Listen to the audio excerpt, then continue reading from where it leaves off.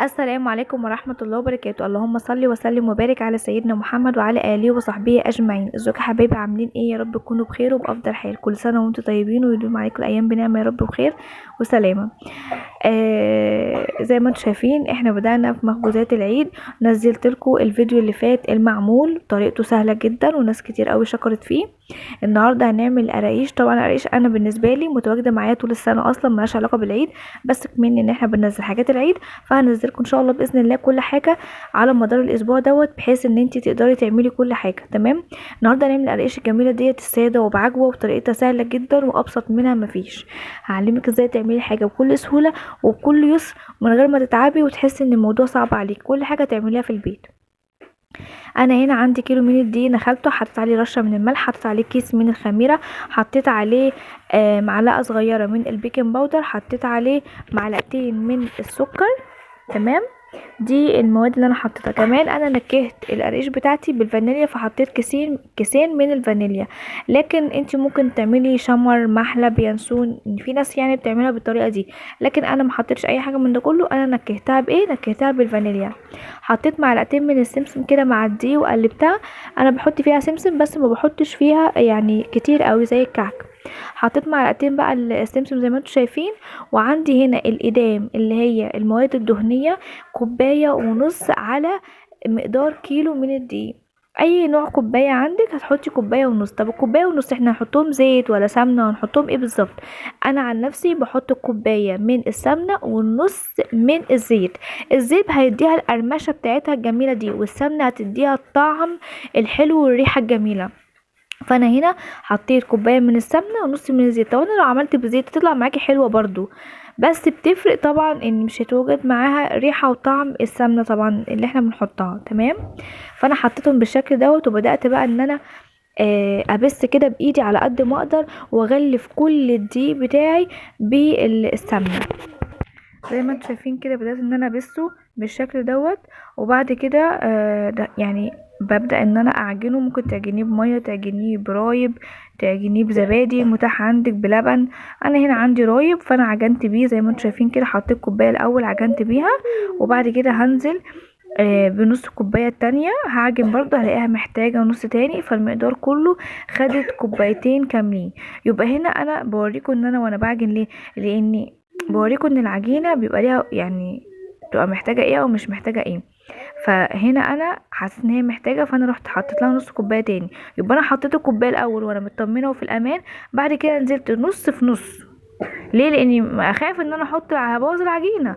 فيبقى انا مش واحده واحده لحد ما تاخد كفايتها. خدت كوبايتين كاملين من المواد السائله ايا كان هي ايه اللي انت هتضيفيها، وافضل اعجن اعجن فيها كده تقطع معايا الاول. بعد كده واحده واحده هلاقيها لمت معايا بالشكل ده. والطبق بتاعي بصوا نضيف ازاي، والعجينه طريه جميله جميله. بصوا عامله ازاي ومش بتلزق في ايدي، وايدي نضيفه وما فيهاش حاجه. هبدا بقى ان انا اروح ان انا افردها كده على اي سطح عندي. ابدا ان انا احط كده حته واروح فرداها.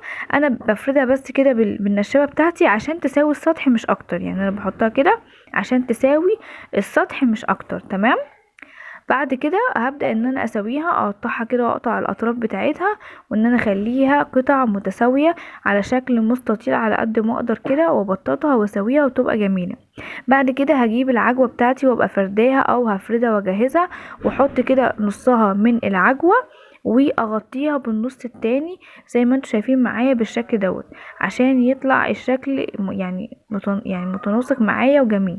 يعني انا حطيت العجوة، هبدأ ان انا بالشكل دوت ان انا اضغط عليها كده، وان انا اسويها كده بايدي من الجنب ده والجنب ده، بحيث ان هي تكون متساويه عشان لما اجي اقطع تبقى العجينه بتاعتي متساويه، وتبقى العجينه اتمسكت مع العجوه بقت حته واحده. وابدا اقطع بالسكينه زي ما انتم شايفين معايا كده بالشكل ده.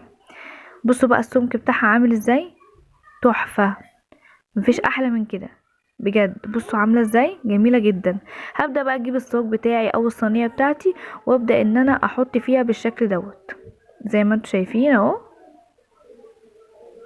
بتبقى معايا بقى بالشكل ده. شايفين الشكل عامل ازاي؟ بجد تحفه.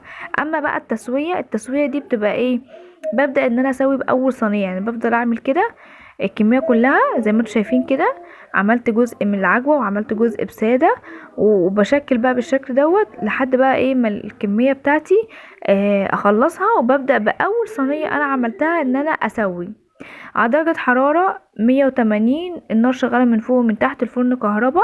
وطلعت معايا بسم الله ما شاء الله تبارك الله بالجمال ده. طبعا الدايرة دي اخر حتة من العجينة، عملتها على شكل دايرة كده عشان مرمياش يعني حرام خسارة.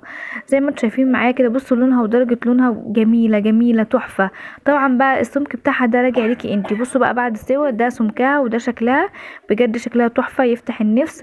وعايزة اقول لكم طعمها جميل جدا. شفتوا سهلة ومقاديرها سهلة وحاجة يعني بتبقى كده انتي عملتي خير وفرحتي الاولاد وفرحتي جوزك، وتيجي اي ضيف كده عندك تقدمي فيه الحاجات ديت مخبوزات العيد. محدش هيصدق فعلا ان انت عامله الحاجه دي في البيت، كله هيقولك انت جايباها منين. جربيها هتعجبك جدا. اشوفكم على خير في فيديو جديد، واتمنى لكم الستر والصحه والسعاده. ما تنسونوش في اللايك والشير مع اصحابكم وحبايبكم. والسلام عليكم ورحمه الله وبركاته. باي باي.